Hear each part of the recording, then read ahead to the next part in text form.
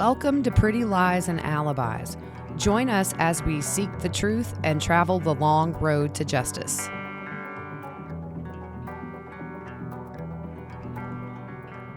Hey everybody, it's still Tuesday. I'm Gigi. What's good, Fruit Loop? I'm not going to say weather or humidity because we said that on the last we've been one, there and so done that. We did. Sherlock's good. Sherlock is good. And so I try my hardest to keep this cat inside, but sometimes he's sneaky, and as soon as you open the door, he darts out. And he doesn't go far. Typically when he gets out, he stays in the yard or on the deck. But my neighbor from behind me, he can actually jump a fence and be in their yard. He's been letting himself in their dog door and eating their cat's food and curling up on the couch and sleeping. Hey, that's good for you. I feel like he's cheating on me a little bit. He has found another family. I just, his loyalty should lie here. I stayed up for 2 weeks solid with that newborn kitten. And now he's loving on other people. Yep. So we did our very first live Q&A last week. Yeah, it was fun. It was so much fun. Yeah. And we had so much fun that we're going to make that a regular thing. And I think we're going to start recording video to go with the podcast episodes for YouTube. Yep. And we're going to start some segments. We're going to do prison cooking, where my contact in prison has sent me a bunch of recipes, and we're going to go buy the ingredients and cook it like they do in prison, and we're going to record it all. It should be really fun. And we're just going to be adding stuff with video as we go. I think when we cook it, we need to make the kids eat it. No, I think we need to make you eat it, because half of them involve using Takis, which we know you're a little sensitive palate. Yeah, I'll be done. It will be... I'll have an ulcer in like 2 days. Yeah. So we just said on the full episode, merchandise is up, prettyliesandalibis.com. We have a lot of different options, so hope you guys find something you like. And just because a lot of people are still asking, we very hesitantly started a PayPal account for donations. Do not feel obligated. The PayPal address is prettyliesandalibis@gmail.com for PayPal. Only if you feel obligated. We waited a year before we even did that because it just felt wrong. Yep. We have a P.O. box. We've already gotten some really cool Kansas City Chiefs cups. You don't have to send us gifts. Just send us like a card or, $20,000 check. I'm still waiting on those grippy socks for you. Yeah, I need them, dude. I've hurt my hip. Yeah. Well, I haven't hurt my hip. I have bursitis. Yeah, you old. I feel old. I cannot imagine what 80 is going to look like, because I took my daughter to see Shovels and Rope, which is a favorite band of ours. They're from Charleston, South Carolina, but they came up here to Greenville. We were literally 3 feet away from them at this outdoor concert. It was amazing. But on the walk back, I've been complaining to my hip for about a week now. And I thought maybe I'd pull something when I was trying to get the motor oil off Sherlock last week. But about halfway back to our car, I couldn't walk, dude. Like, I had to sit on the sidewalk. Get a piggyback ride? Oh, man. And Taylor said, Mom, you're pouring sweat. You look white. I have never been in that much pain in my life. So I go to be seen that night at the ER. They take me back. He does some tests, and he says, you got really bad bursitis in your left hip. Never knew that stuff was so painful. Oh, I've had it. It is painful. Oh my gosh. It'll make you want to smack your mama. Yeah, it was bad. So we had some people last week who attended CrimeCon in Austin reach out to us on Twitter and tag us in CrimeCon and say, you guys should come next year. So I answered this little questionnaire, and CrimeCon got back to us. Yeah. And they said, we think you guys would be a great fit next year for Podcast Row. And they're finalizing the details for this, but they're going to reach back out. And I'll tell you what, if we get the invitation, we will be at CrimeCon Las Vegas at the end of March, beginning of April next year. Yeah, that'll be cool. That would be so much fun. Yeah. Oh my gosh. We would turn that place upside down. Oh yeah. Did you put out our P.O. box? Sorry. Yeah. P.O. Box 14729, Greenville, South Carolina 29610. Gotcha. So I've had to show you how to open and close this. Well, not open, but close this knife you have. I still can't close it. Okay, yeah, so you're going to cut your finger off. Oh, we're going to call you Nubby. It's coming. So I bought this knife at Cabela's. All right. So I went into Cabela's with my son, and remember I got confused about like Bass Pro Shops and all that because this is not my jam. Yeah. But anyway, so I bought this knife, and I don't know. I mean, I kind of bought it just to keep in my car for protection purposes, but I can't close it. And so I literally, you just showed me and I tried and I didn't close it. So it's a disaster waiting to happen, I think. Yeah.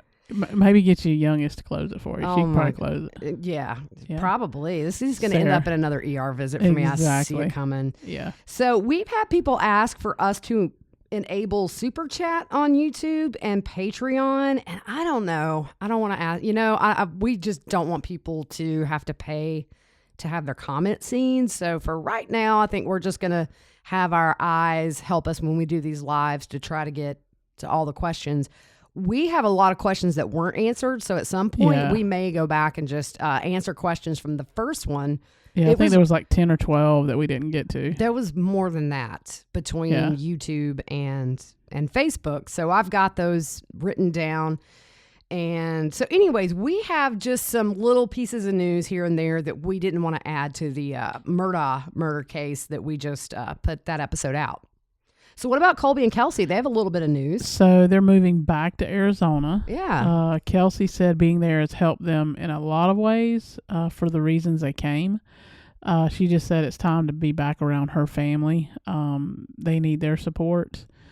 Colby said there was a healing to being there, but Kelsey's pregnancy changed things. Yeah. He also said Riley, their daughter, needs to be around family. He says it's time to start growing again with a new baby, that they faced everything there. Yeah. And I mean, I've seen a lot of comments. There seems to be this pocket of people that just don't like Colby, and I don't get it. I saw some comments where people said, why did he move there in the first place? He should have never went there. I just don't think that's for anybody to say.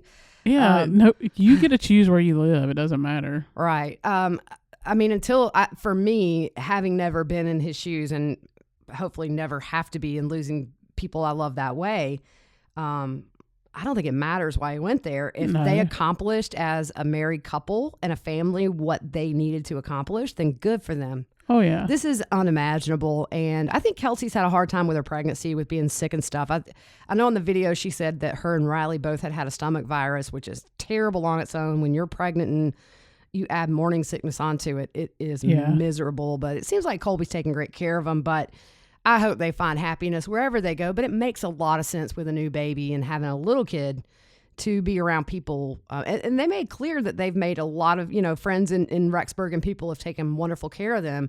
It's just not family. Exactly. So we wish them all the best. They also said they sold their car, so they don't have a car right now. So they have some stuff to, get done when they get back in town. But here's to a safe move and an easy move for you guys. Yeah. So Orrin and Orson West have been missing since December 21st, 2020.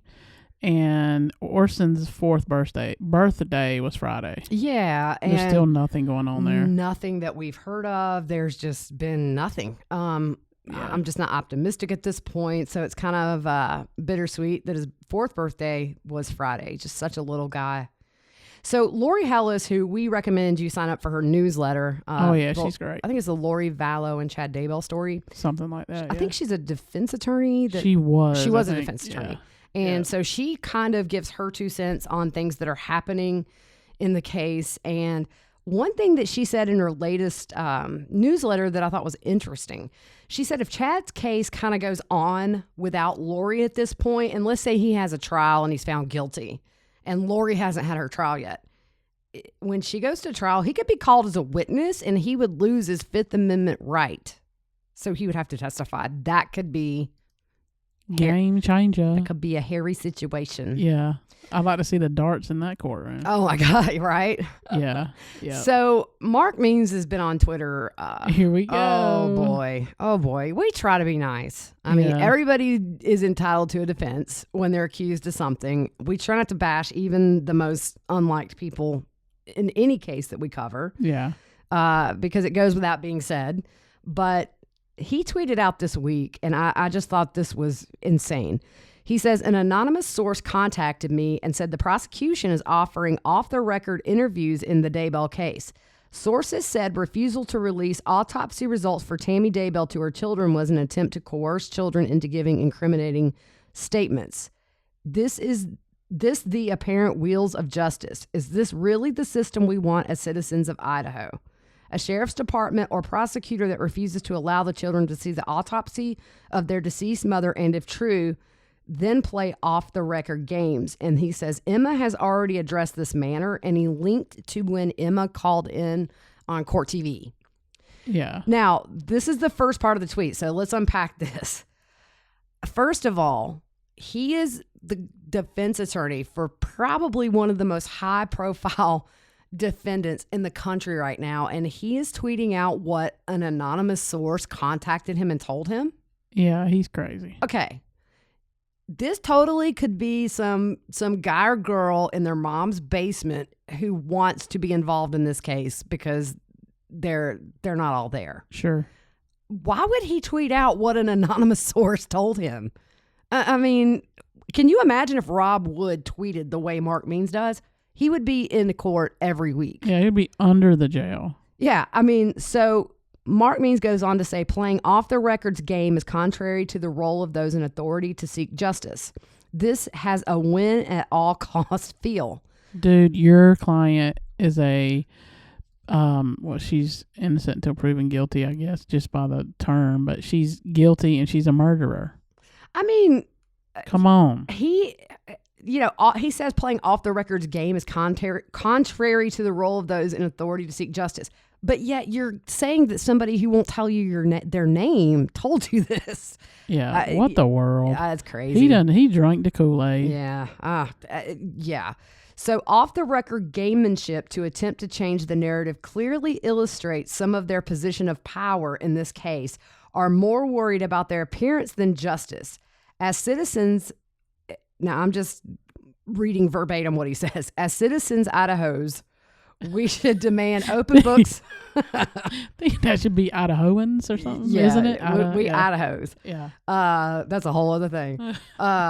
As a person who has lost a sibling unexpectedly, for those in authority to withhold that autopsy for purposes of what appears to be coerced forced statements is beyond repulsive. But if you remember, somebody was on one of these shows where they said this is a very common thing that law enforcement does. Yeah, you come in and talk to us and we'll give you information. Because call it brainwashing, call it they support their dad, call it the way they were raised. It doesn't seem like any of them went to Rob Wood voluntarily to try to get to the bottom of any of this. Yeah. They didn't reach out to law enforcement to where if my mom is suspected to have been murdered, I would have been doing everything I could to help prosecution get to the bottom of that. Sure. And I would tell them anything they wanted to know in order to get the results of that autopsy. So I just, the Daybell kids are adults. Do I feel sorry for them for the most part? Yes, I do. But at the same time, they chose not to go to law enforcement. Yeah. And I mean, they could have been brought in for questioning. Right. I mean, they could have been asked to do that. So he goes on to say, and then they put salt in the wound by engaging in off-the-record, behind-closed-doors gamemanship. Well, as an old small-town boy, I'd say to those game players, you can put lipstick on a pig, but at the end of the day, is still a pig. So he's calling the prosecution pigs in a public tweet. Mark. Dude. Just get off your social media. You need a vacation, my man. Yeah. I think this has got to you. I think you need to get on a plane and go somewhere tropical and clear your head because your girl is going to be under the care of the state of Idaho, and we're going to get into that. So, but here's my thing. Why would he not have a hearing about this? Why tweet it? Does he know he's going to get struck down in court because this is stupid? Yeah, and they're going to argue about publicity here. Yeah, and he is. Here he's doing what he's doing. Yeah, I mean, if it were Rob Wood or Leslie tweeting this stuff, they would be in court faster than they could blink. Yeah. It is so crazy. Yeah. So looking at his request for Lori's treatment, this is humorous. Boy. This is crazy. So Means made some requests in a filing on Friday about her mental health treatment. He says he is making the request because of Lori's fragile mental state of incompetency as a direct result of historical and systematic mental, emotional, and physical abuse she suffered. Well, I don't doubt that he was going to go the abuse excuse route. Yeah. So what we're going to do is dirty up people that are dead, probably Joe Ryan, Charles Vallow. Yeah. We're going to just accuse them of the worst things ever because they can't testify for themselves. She killed them. Exactly. And I say she killed Joe Ryan because I'm just convinced that's how it went down, but... Allegedly. This is for entertainment purposes only. Well, yeah, right. But he didn't go into any specifics about the abuse that he's saying that she suffered, but he says he's filing this because of conversations between the Idaho Department of Health and Welfare and prosecution not including him. Oh, my goodness. So I don't know the legalities of this, but it seems to me that she's been deemed incompetent because of a test that he had performed on her. What else does he need to do at this point to be included? If Rob Wood is talking to the Department of Mental Health for clarification, maybe to get a game plan of what they're planning to do or whatever, I would say that might be normal. Oh, yeah. I mean, so anyways, this is what he wants. Any conversation about Lori's treatment, her transfer to the facility, and other issues relating to her incompetency in the Department of Welfare. He wants Judge Boyce to grant private and confidential access to Lori while she's in treatment. And you know what I think? Why? Apparently, according to you, Lori doesn't know your role right now in this case. She has no clue what you do for her. Yeah. Why do you want private and confidential access to somebody who is incompetent? Exactly. It is just opposites. She's incompetent, but she needs her defense attorney, even though she don't know what to do. There's something fishy there. Very, very fishy. Fishy. I mean, we're in the incompetent stage. Yeah. He also says he hasn't had funds available to him since she was declared indigent. Indigent. I got it today. Woo. Yeah. And he mentions costs to subpoena Melanie Gibb, Madison County Sheriff's Office, hard drive cost, and transportation costs to meet with the prosecution. Well, transportation costs, he's choosing to take on a client that's 4 hours away. Well, we've had people tell us he's there every day. Right. He's there today. I saw a local update that he is there today. How? I mean, this is my thing. I don't know how this works. It seems like the court would say, hey, if she's incompetent and she doesn't understand what you're doing, why are you there? Why is the state paying you to talk to a woman that has no clue what you're doing? Yeah, you need to wait till she gets on the whatever meds or whatever they're going to put her on. Yeah, she's about to get on the Meds Express. Yeah. They'll drug her up. So yeah, this is the kicker, though. Go ahead. He asked to be directly involved in Lori's treatment and wants the names and credentials of anyone giving her care. He wants to know the proposed treatment, medications, and plans to restore her competency before anything is given her. Sounds like a husband. Yeah. I mean, I don't know that he's entitled to this. Yeah. I mean, you're sending her away for treatment because you say she doesn't understand, and yet you want to be the one. It's almost like he's the power of attorney. Yeah. It's sort of what he's acting like, and I'm curious to see if this is allowed, because here's the thing. It doesn't matter what Mark Means thinks about what course of treatment they do. The judge ultimately is the one, the clinic or the hospital will say, here's what we do, and then Judge Boyce approves it, and he makes sure that she's taking her medications. It's a court-ordered thing. She can't put it in her cheek and go spit it out. Exactly. The judge can say, you have to take all your medicine and do all the treatment because you're a defendant in a triple murder, and we got to get you well enough so you can pay for this. I don't know that Mark Means has a dog in this fight. Yeah. He said by allowing private access to Daybell, future additional costs can be avoided. Oh, gosh. I just don't know. I don't know. I mean, this is the weirdest thing. I've never seen this. And you would think while she is getting well that Means would regroup and maybe go read some discovery or what.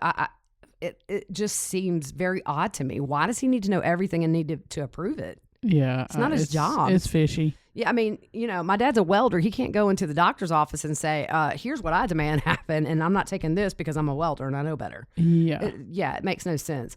So the last thing that he tweeted out, he said, I'm excited to represent a sexually abused victim of Mr. Ryan Deavy. In the summer of 2001, he engaged in the sexual assault of multiple preteen age girls. Over 4 years, he has admitted to sexually assaulting girls camping in their backyard because he enjoys the thrill. It kind of seems to me like these are underage victims. I don't know if I would be tweeting out that I'm representing one of the underage victims, whether they're underage now or not, but somebody needs to take his Twitter away. Oh, yeah. Yep. He needs to get rid of that thing. I almost feel like Rob Wood should just take him in front of the judge and just say, look, he could be potentially tainting the jury pool at this point for a future trial. Tweeting out, this anonymous source told me this and that. You don't know who's reading this stuff. Exactly. So who knows? But that's kind of all we had for this sweet tea session. It was just enough to where we didn't want to make the last episode of a full hour. Yep. But so anyways, we're going to keep an eye on everything as usual. We'll tweet it out, Facebook it, check out our merch. And I think that's about all. Yeah. So like we said in the live Q&A, actually the YouTube version of that is better. If you haven't watched it yet, go to our YouTube channel. It's on there. I lost my train of thought. What was I going to say? I don't even know, y'all. See, I told you old. Oh, Forgetful. gosh. I know. But anyways, it must not have been that important. So we will see. Oh, I know what I was going to say. There it is. Found it. Bouncing around, hemmed it up. Yep, I just grabbed it. Oh, gosh. Lord have mercy. I don't know what's going on over there. Wait. Well, it's like, oh, my God. I need a nap, y'all. It's 3:13. I'm about to take your kids so you can have some quiet. Thank you so much. I will be, by myself for a little while. Yep. What was I going to say? Anyways, all right. Well, she'll tweet it out when she remembers what it was. The summer. Our schedule is not going to be Wednesday, Sunday. It's just going to be all over the place. It's going to be That's what I was going to say. It's going to be random days. It's my fault. I got all this theater going on and stuff. So yeah, I barely see you anymore. Oh, I know. I know. Only when I'm picking up my girls. So, so just if we don't do one exactly on the days that we normally do it, just know it's summer. Kids are home. Theater's going on. Just a million things up. So we'll still get out 2 to 3 a week. But just the days may be crazy. Yep, crazy. All right. So that's all. You guys have a good couple of days, and we'll see you soon. Good afternoon, evening, whatever it was.